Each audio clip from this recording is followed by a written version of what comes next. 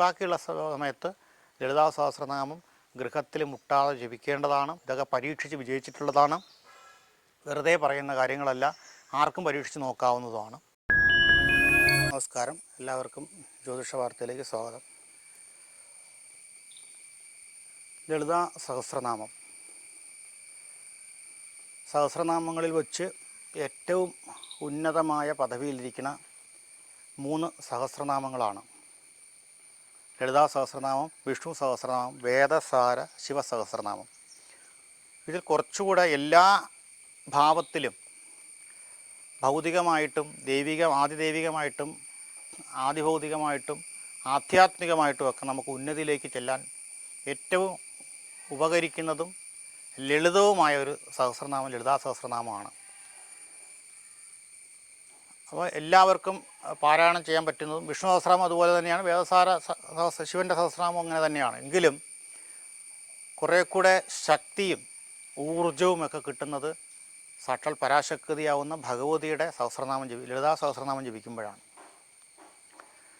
ആ ലളിതാ സഹസ്രനാമം നിത്യവും ജപിക്കുന്ന ഗൃഹത്തിൽ യാതൊരുവിധ ബാധാദോഷങ്ങളും ഉണ്ടാവുകയില്ല.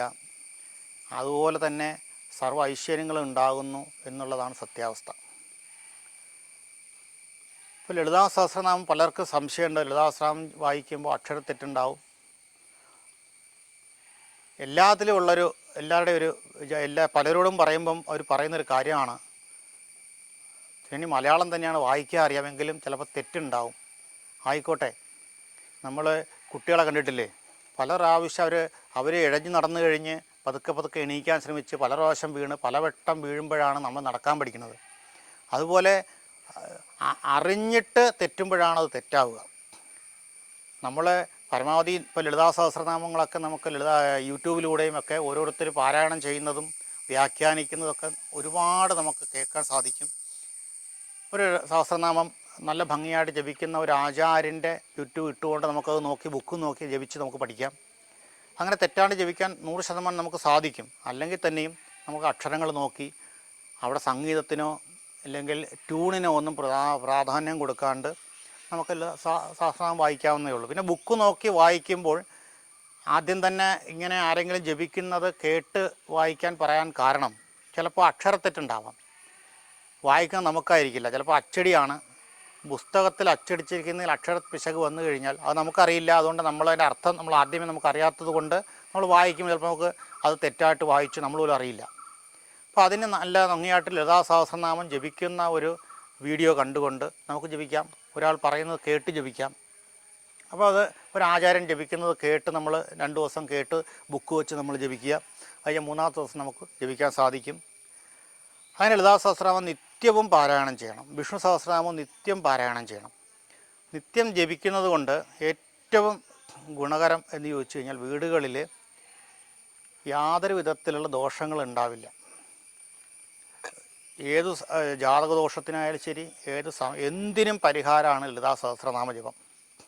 ദേവീമാഹാത്മ്യം ഏകാദശം പോലെ തന്നെ ഏറ്റവും പ്രാധാന്യമാണ് ലളിതാ സഹസ്രനാമം ജപിക്കുക.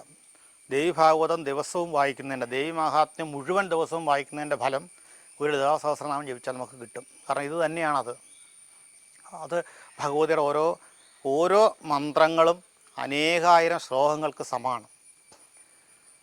അതുകൊണ്ട് ലളിതാ സഹസ്രനാമം നിത്യവും നമ്മളെ ജീവിതത്തിൽ നിത്യപാരായണത്തിനുള്ള ഒരു പുസ്തകമാക്കി മാറ്റുക. വിഷ്ണു സഹസ്രനാമം അതുപോലെ തന്നെയാണ്. രാവിലെ വിഷ്ണു സഹസ്രനാമം ജപിക്കുക, വൈകുന്നേരം ലളിതാ സഹസ്രനാമം ജപിക്കുക. വിഷ്ണു സഹസ്രനാമം കുട്ടികളെ ഏറ്റവും കൂടുതൽ വായിക്കാൻ പഠിപ്പിക്കുക. കാരണം വിഷ്ണു സഹസ്രനാമം അക്ഷരശുദ്ധിക്ക് ഏറ്റവും പ്രാധാന്യമുള്ള ഒരു സഹസ്രനാമമാണ്. കുട്ടികളെ വിഷ്ണു സഹസ്രനാമം ഭംഗിയായിട്ട് പഠിപ്പിച്ചു കഴിഞ്ഞാൽ കുട്ടികളിൽ അക്ഷരശുദ്ധി ഏറ്റവും കൂടുതൽ ഉണ്ടാവും. ഇന്ന് ഏറ്റവും കൂടുതൽ നമ്മൾ കണ്ടുവരുന്നത് ഏതൊരു കാര്യത്തിനും കുട്ടികളുടെ സംസാരം, അത് അക്ഷരങ്ങൾ മുഴുവൻ പുറത്തേക്ക് വരുന്നില്ല. പല അക്ഷരങ്ങൾ അവർക്ക് അറിയില്ല. മുതിർന്നവർ പോലും വിദ്യാരംഭത്തിന് നമ്മൾ അമ്പലത്തിൽ കുറച്ച് മണൽ വിരിച്ച് അക്ഷരങ്ങൾ എഴുതാൻ പറഞ്ഞാൽ അടുത്തവർ എഴുതുന്നത് നോക്കി എഴുതാറ്. അതുപോലും ഉച്ചരിച്ചുകൊണ്ട് എഴുതാൻ അറിയാവുന്നവർ വളരെ കുറവാണ്. കാരണം എല്ലാവരും ഇംഗ്ലീഷ് മീഡിയത്തിൽ പഠിക്കുന്നു. ഇംഗ്ലീഷിൽ നിന്ന് മലയാളത്തിലേക്ക് പഠിക്കുന്നൊരു കാലഘട്ടമാണ് ഇപ്പോൾ. മലയാളത്തിൽ നിന്ന് നമ്മുടെ മാതൃഭാഷയിൽ നിന്ന് ഇംഗ്ലീഷിലേക്ക് പോവുകയല്ല, ഇംഗ്ലീഷ് ആദ്യം പഠിക്കും, പിന്നെ മലയാളം പഠിക്കുക. അതുകൊണ്ട് തന്നെ ഉച്ചാരണത്തിന് വളരെ ബുദ്ധിമുട്ടുകളുണ്ടാവുന്നുണ്ട് പലയിടത്തും. അപ്പോൾ ഇതൊക്കെ മാറിക്കിട്ടാൻ നമ്മളെ കുട്ടികൾക്ക് മലയാളം അക്ഷരശുദ്ധി ഏറ്റവും കൂടുതൽ ഉണ്ടാവാൻ നല്ല ഒരു മരുന്നാണ് വിഷ്ണു സഹസ്രനാമം.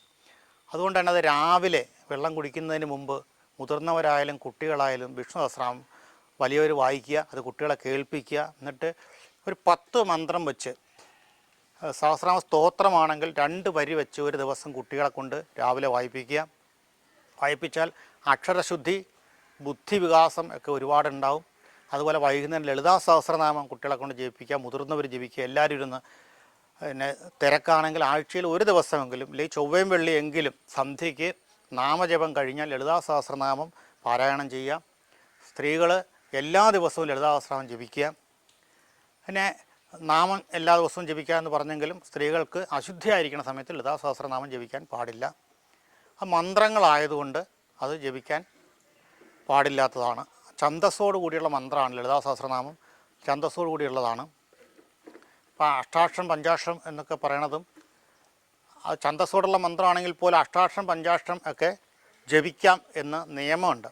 അതുകൊണ്ട് ഏത് സമയത്ത് വേണമെങ്കിലും ജപിക്കാം. പക്ഷേ ലളിതാ സഹസ്രനാമം, വിഷ്ണു സഹസ്രനാമമൊക്കെ കുറേ കൂടെ മന്ത്രപരമായിട്ടുള്ളതായതുകൊണ്ട് താന്ത്രികമായിട്ടുമൊക്കെ അതിന് കുറച്ച് പ്രാധാന്യമുള്ളത് കൊണ്ടും പരമാവധി അശുദ്ധിയുള്ള സമയത്ത് ജപിക്കാതിരിക്കുക. ബാക്കിയുള്ള സമയത്ത് ലളിതാ സഹസ്രനാമം ഗൃഹത്തിൽ മുട്ടാതെ ജപിക്കേണ്ടതാണ്. ലളിതാ സഹസ്രനാമം ജപിക്കുന്നത് കൊണ്ട് നമ്മുടെ ജീവിതത്തിൽ ഒരുപാട് ദുരിതങ്ങൾ നമുക്ക് ഒഴിഞ്ഞു പോകും. അതുപോലെ പല വ്യക്തികൾക്ക്, നമുക്ക് തന്നെ നേരിട്ട് അറിവുള്ളതാണ്, പലർക്കും ഹാർട്ട് അറ്റാക്ക് വന്നിട്ട് പോലെ ഹൃദ്രോഗത്തെ ഇത് ഏറ്റവും വലിയ ഔഷധമാണ് വിഷ്ണു സഹസ്രനാമം എന്നുള്ളത് സയൻറ്റിഫിക്കായിട്ട് തെളിയിച്ചിട്ടുള്ളതാണ്. വിഷ്ണു സഹസ്രനാമം ജപിക്കുന്നവർക്ക് ഹൃദ്രോഗം ഉണ്ടാവില്ലെന്നാണ്. കാരണം അത്രത്തോളം മഹത്തരാണത്. അതുപോലെയാണ് ലളിതാ സഹസ്രനാമം ജപിച്ചു കഴിഞ്ഞാൽ അസുഖങ്ങൾക്കെല്ലാം വളരെ കുറവുണ്ടാവും. ഏത് രോഗിയുടെ മുന്നിലിരുന്ന് വിഷ്ണു സഹസ്രനാമം ജപിക്കാം. ലളിതാ സഹസ്രനാമം ജപിച്ചാൽ അസുഖത്തിന് കുറവുണ്ടാവും. ഇതൊക്കെ പരീക്ഷിച്ച് വിജയിച്ചിട്ടുള്ളതാണ്. വെറുതെ പറയുന്ന കാര്യങ്ങളല്ല, ആർക്കും പരീക്ഷിച്ച് നോക്കാവുന്നതുമാണ്. ലളിതാ സഹസ്രനാമം ജപിക്കുന്ന ഗൃഹത്തിൽ രോഗങ്ങൾ കുറവായിരിക്കും, ദുരിതങ്ങൾ കുറവായിരിക്കും. അതുപോലെ ബുദ്ധിമുട്ടുകൾ, ദശാസന്ധി കൊണ്ടുള്ള ദോഷങ്ങളൊക്കെ വളരെ കുറവായിരിക്കും ലളിതാ സഹസ്രനാമം ജപിക്കുന്ന വീടുകളിൽ. ലളിതാ സഹസ്രനാമം മുട്ടാതെ ജപിക്കുക, അത് ഭംഗിയായിട്ട് ജപിക്കുക, സന്ധ്യയ്ക്ക് ജപിക്കുക, നിത്യം ജപിക്കുക.